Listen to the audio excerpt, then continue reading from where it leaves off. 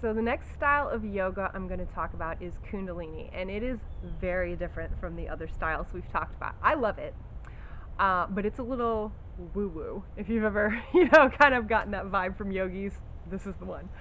Or if you've ever read Eat, Pray, Love. I know that book's kind of old now, but when it was popular, she talks about energy being coiled in her spine, and that's Kundalini. So it is about moving energy through your body. The difference is it's not primarily an asana-based practice. So you're not moving this energy through movement. You're more using pranayama, which is a word we've talked about. Go back if you don't remember, but it means breath work.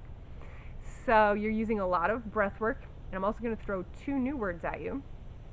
You're also going to use mantra, and that word has come into the English language. A lot of times we just use it as like positive affirmations, and it could be that. In Kundalini yoga, or most yoga really, your mantras are probably going to be in Sanskrit. They may be spoken, they may be out loud or internal. They also could be sung or chanted. And that would most likely, the syllables of the chant or whatever are going to go with your breath work, right? In, out. Another word I'm going to teach you is mudra, which is like a position, but not really a pose. It's mostly hands, could be arms, maybe head, but mostly hands. So if you've ever seen a image, a graphic, of a person meditating, you might see their hands kind of like this, resting on their knees usually, but I'm holding them up for you. That's a mudra. It's just a position of your hands. And like I said, there could be other aspects. So in Kundalini, you're going to get into a position to do an exercise, which is called a kriya. And kriyas can be a 1 minute, a 3 minute, a 9 minute, an 11 minute. You're going to do this exercise. It's a repetitive thing that you're going to get into a position, probably seated, but maybe not. And there may be some motion to it. Maybe I know of one where you're like supposed to breathe in with your head on one side and then breathe out with your head on the other side. It's a very subtle motion. You're sitting through that whole one, but you are moving a little.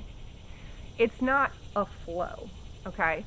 Your focus is really on the breath. And like I said, if there's a chant going on, maybe that also. So like I said, exercises can last different lengths. The studio I went to here in Nashville, classes were an hour and a half, because you're going to do, a handful of kriyas, but they're all going to be kind of on the lengthy side. There's not a lot of movement, but there's so much internal going on. It's hard to describe.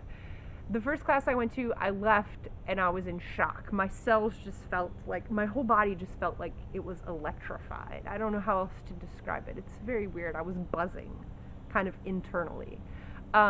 So if you're into it, it works. It'll get you energized, but it's, like I said, it's very different. It's not primarily motion based.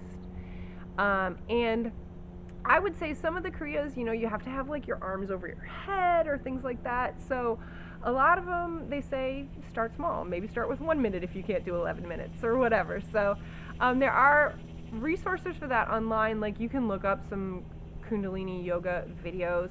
I think nothing really beats the in-person experience on that though. I think you would just understand more what they're wanting from you as far as the chants and the breathing go. But certainly if you're not comfortable going in person yet, look it up online if you're interested. It's fine. So again, I'll try to put some resources underneath, but it is a very unique style. It is very cool. If you are into the non-physical aspects of yoga, or if you're trying to learn more about breath work, I highly recommend it.